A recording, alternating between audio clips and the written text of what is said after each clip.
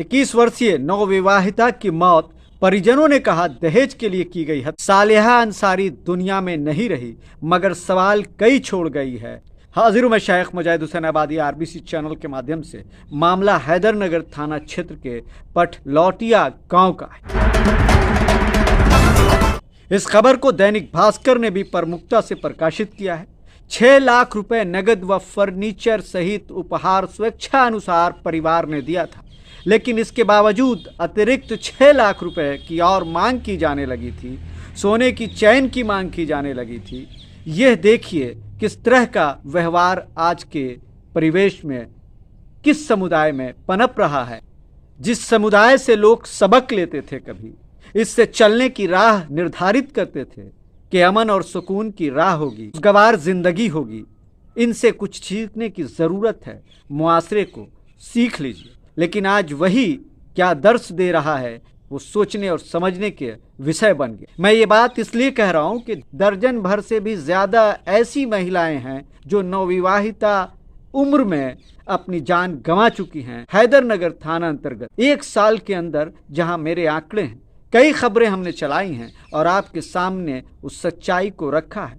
परिवार पर आरोप लगता है कि वो घटिया दिए गए और उसे छोड़कर लोग फरार हो गए। इस मामले में भी जो महिला इंतकाल की है, काल के गाल में समा गई है, उस महिला को छोड़कर उसके परिजन भाग गए। पूरी खबर आपके सामने रखेंगे। और सवाल ये भी है, क्या ये मुआशरे में जागरूकता की कमी नहीं है? क्या इस पर प्रशासन, इस तरह की घटनाओं को बढ़ावा देने में प्रशासन पर उंगलियां नहीं उठती हैं? कई सवाल हैं जो आपसे ही आज जवाब मांगेंगे। और हम तो ये अपने दर्शकों से कहेंगे, जो मेरे फॉलोअर्स हैं, मैं उनसे कहूँगा कि हैदरनगर के इलाके में अपनी बहन बेटियों को देने की कभी ज़रा सा भी जहन में ख्याल ना। अगर मैं ये गलत कह रहा हूँ तो गलती ही सही, क्योंकि यह आह्वान इसलिए है क्योंकि दर्जन भर महिलाएं काल के गाल में समा गई हैं। जिस वक्त की ये घटनाएं हैं और जितनी दर्दनाक घटनाएं बढ़ती जा रही हैं, एक चिंतनीय विषय हो गया। आखिर मुआशरे में आलिम क्या कर रहे हैं? क्या इस विषय में आलिमों को आगे नहीं आना चाहिए? जब हम दहेज की प्रताड़ना की बात करते हैं और दहेज न लेने और देने का बात करते हैं, तो फिर ये मामला इस तरह का हत्याओं पर कैसे उतर आता? सवाल ये भी है, सवाल उनके लिए है जो समाज के ठेकेदार बने बैठे हैं। सवाल उनके लिए भी है जो अपनी बहन बेटियों को बिना सोचे समझे इस तरह के परिवेश में भेज दे रहे हैं। घटनाएं होती हैं तो मामला सामने आता है, झूठ का पर्दा इतना डाल दिया जाता है कि हर सच गर्द पड़ जाता है और मामला यही दिखता है कि सब झूठ होगा और अंततः आरोपी घूमता नजर आता है। आखिर क्यों इस तरह की व्यवस्था में, इस तरह के परिवेश में अपनी बहन बेटियों को देना क्या उचित है? मैं आप सबों से भी ये पूछना चाहता हूं। लिए चलते हैं, ये घटना कहाँ की है? 21 वर्षीय महिला आखिर कितना प्रताड़ित की गई? 6 लाख रुपए उसे माँ बाप ने अन्य उपहारों के साथ दिया और फिर उसको घर से विदा किया बड़े शौक ज़ौक से, और 21 साल की उम्र में वो दुनिया छोड़ गई। आरोप परिवार वालों का अब लगाना है कि 6 लाख रुपए और सोने चांदी के कुछ चैन भी मांगी जा रही थी। इस तरह की घटनाओं को लेकर के लोग प्रताड़ित भी करते थे, उसके साथ मारपीट भी करते थे।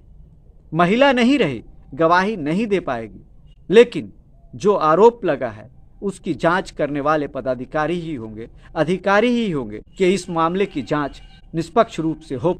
सवाल आज प्रशासनिक तौर पर इसलिए भी ज़्यादा गंभीर है क्योंकि इतनी घटनाएं जिस तरह से बढ़ रही हैं, क्या ये चिंता का विषय नहीं है? अगर प्रशासन अपनी उचित कार्रवाई नहीं करती है तो इस तरह के मामलात ज़्यादा देखने को मिलते हैं। चोरी की घटनाएं तभी होती हैं जब कार्रवाइयाँ नहीं होती। उसी तरह इस मुआशरे में देखेंगे, इस इलाके में देखेंगे कि इस तरह की महिलाओं के साथ अत्याचार की घटनाएं काफ़ी आम हो चुकी हैं। अगर हम ये कहें तो गलत नहीं होगा। ख़ास करके मुस्लिम समुदाय ये सुनने और समझने को हर महीने 1.5 महीने पर ये चीज़ें देखने को मिल जाती। आखिर क्यों? अगर प्रशासन की कड़ी कार्रवाई होती, निष्पक्ष रूप से जांच होती, तो शायद इस तरह के हत्याएं और इस तरह के आरोप लगते हुए नहीं दिखते और सुनाई नहीं देते।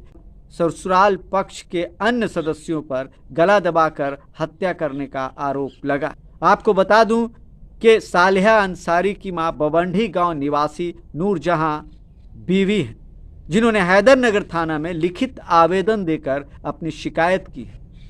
बेटी का निकाह 15 जुलाई 2025 को मुस्लिम रीति रिवाज से किया गया था। लोगों ने जानकारी दी है कि उसका पति विदेश में काम कर रहा था और वहां से उसको फोन आया लड़की के परिजनों को कि आपकी बेटी छत से गिर गई है। जब परिजन गए तो उसको मृत अवस्था में पाए और वहां ये देखने को मिला कि गले पर निशान देखने को मिला, चोट के निशान देखने को मिले हैं। फिलहाल पुलिस छानबीन कर रही है और उसके परिवार वाले उसको छोड़कर फरार हो गए हैं।